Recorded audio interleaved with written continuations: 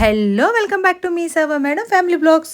ఈరోజు మా టిఫిన్ అయితే కనుక కొమ్ము శనగలు నానబెట్టి దానిని కొంచెం మసాలా పెట్టి తాలింపు వేస్తేనండి సూపర్గా ఉంటుందండి. మరి దానికి కాంబినేషన్ ఏంటనుకున్నారా?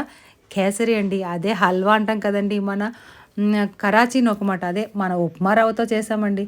సూపర్గా ఉంటుంది. ఆ రెండు కాంబినేషన్ కానీ తింటే ఇదొక స్పూను, దాని తర్వాత అదొక స్పూను పెట్టుకోండి. ఇంకా అమ్మ చాలు, ఇంకా టిఫిన్కి ఇది అన్న ఫీలింగ్ వచ్చేస్తుందన్నమాట. ఇక మధ్యాహ్నంకి వచ్చేసరికి చికెన్ మాట. చికెన్ ఫ్రై చేసి కొంచెం అయితే కనుక చికెన్ ఇగురు చేసామండి. సండే వస్తే chicken fry, chicken gravy, chicken mutton ఇదే అనుకుంటున్నారా? కాదండి, తలకాయ. ఈరోజు మా నాన్నగారు అయితే కనుక తలకాయ తీసుకొచ్చారు. ఎవరిదే అని అనుకోకండి, మేక తలకాయ మాట. ఆ తలకాయని లైట్గా పులుసు పెట్టి వండమాట.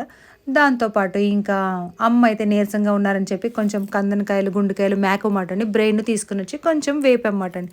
ఇదండి ఈరోజు స్పెషల్స్ అయితే. వీటితో పాటు మనవరాలకి కొబ్బరన్నం వండడానికి తాతగారు రంగంలో దిగారండి.